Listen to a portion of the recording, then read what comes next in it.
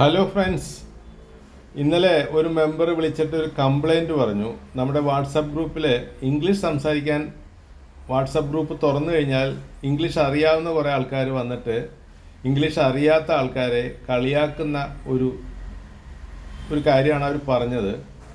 അങ്ങനെ നല്ലപോലെ ഇംഗ്ലീഷ് അറിയാവുന്ന ഒരാൾ ഒട്ടും ഇംഗ്ലീഷ് അറിയാത്ത ഒരാളോട് നിങ്ങൾ പോയി പഠിച്ചിട്ട് വാ എന്ന് പറഞ്ഞ് കളിയാക്കി എന്നാണ് പറയുന്നത്. അപ്പോൾ എനിക്ക് നിങ്ങളോട് പറയാനുള്ളത്, ഈ കളിയാക്കുന്നവരോടും കളിയാക്കൽ കേട്ടവരോടും പറയാനുള്ളത്, ആദ്യം കളിയാക്കുന്നവരോട് പറയട്ടെ, നിങ്ങൾ ഒട്ടും ഇംഗ്ലീഷ് അറിയാത്ത ആൾക്കാരെ കളിയാക്കുന്നത് അത് വലിയ ഒരു തെറ്റാണ്. അതായത് മനസ്സിനെ കുത്തി നോവിക്കുന്ന ഒരു കാര്യമാണ് നിങ്ങൾ ചെയ്യുന്നത്. നിങ്ങൾക്ക് എങ്ങനെയോ ഇംഗ്ലീഷ് പഠിക്കാനുള്ള അവസരം കിട്ടി, നിങ്ങൾക്ക് നല്ലപോലെ ഇംഗ്ലീഷ് അറിയാം എന്ന് കരുതി ഇംഗ്ലീഷ് അറിയാത്ത ആൾക്കാരെ ഒരിക്കലും കളിയാക്കരുത്. അത് സഹിക്കാൻ പറ്റാത്തൊരു കാര്യമാണ് എന്നാണ് എനിക്ക് നിങ്ങളോട് പറയാനുള്ളത്. ഈ കളിയാക്കുന്ന ആളുകളോടാണ് പറയാനുള്ളത്. ഇനി കളിയാക്കൽ കേട്ട ആൾക്കാരോട് പറയാനുള്ളത്, ഇങ്ങനെ കളിയാക്കുന്ന ആൾക്കാരെ നിങ്ങൾ മൈൻഡ് ചെയ്യരുത്.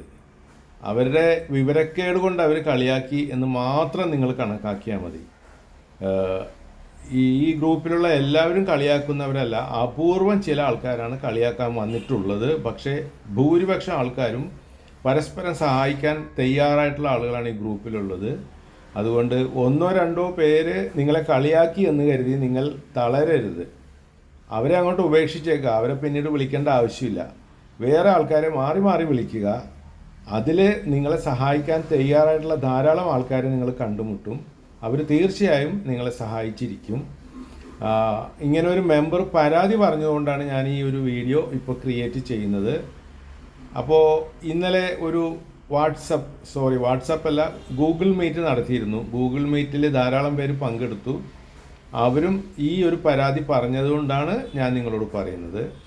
അപ്പോൾ ഇന്നലെ നടത്തിയ ഗൂഗിൾ മീറ്റിൻ്റെ കുറച്ച് ഭാഗങ്ങൾ നിങ്ങൾക്ക് കേൾക്കാം. അതിൽ മുഴുവനും ഈ കളിയാക്കിയ പ്രശ്നമല്ല പറയുന്നത്, വേറെയും നല്ല കാര്യങ്ങൾ ആ ഗ്രൂപ്പിൽ പറയുന്നുണ്ട്. ഗ്രൂപ്പിലല്ല, ആ ഓഡിയോയിൽ പറയുന്നുണ്ട്. അത് നിങ്ങളൊന്ന് കേട്ട് നോക്കുക. ഒന്നുകൂടെ ആവർത്തിച്ച് പറയട്ടെ, നിങ്ങളെ ആര് കളിയാക്കിയാലും നിങ്ങൾ തളരരുത്. നമ്മുടെ ഗ്രൂപ്പിൽ നിങ്ങളെ സപ്പോർട്ട് ചെയ്യാൻ ധാരാളം ആളുകളുണ്ടെന്നുള്ളതാണ്. നമ്മളെല്ലാവരും ഒറ്റക്കെട്ടായിട്ട് നിന്നാൽ മതി. ഒട്ടും ഇംഗ്ലീഷ് അറിയാത്ത ആൾക്കാർക്ക് ഇംഗ്ലീഷ് ഏത് തരത്തിലെങ്കിലും പഠിച്ചെടുക്കണം എന്നുള്ള ഒരു വാശി വേണം. അതിൻ്റെ ഇടയ്ക്കൊരു കഥ പറയട്ടെ. 2 ദിവസം മുൻപ് തൃശ്ശൂരിൽ നിന്ന് ഒരു ചേച്ചി 55-65 വയസ്സ് പ്രായമുണ്ടെന്നാണ് പറഞ്ഞത്. അവർ ഇംഗ്ലീഷ് പഠിക്കുമ്പോൾ അവർ വീഴും, അവരെ കളിയാക്കും. അവരുടെ വീട്ടിലുള്ളവർ തന്നെ കളിയാക്കിയിട്ട് ഇവർ വീഴുമെന്നാണ് പറഞ്ഞത്. തട്ടി വീഴും. വീണാലും അവരവിടെ നിന്ന് എഴുന്നേറ്റിട്ട് ഇംഗ്ലീഷ് വീണ്ടും അവർ പറയും, ധൈര്യത്തോടെ പറയുമെന്നാണ് അവർ പറഞ്ഞത്. ആ ഒരു ആറ്റിറ്റ്യൂഡ് നിങ്ങൾക്കും വേണം. അങ്ങനെ അവർ ആ ഒരു ആറ്റിറ്റ്യൂഡ് എടുത്തുകൊണ്ട്, അവർക്ക് അധികം വിദ്യാഭ്യാസം ഇല്ല എന്നാണ് പറഞ്ഞത്. ഈ ഒരു ആറ്റിറ്റ്യൂഡിലൂടെ നീങ്ങിയത് കൊണ്ട് അവർക്കിപ്പോൾ ഇംഗ്ലീഷ് ഒരുവിധം നന്നായിട്ട് പറയാൻ കഴിയുന്നുണ്ട്.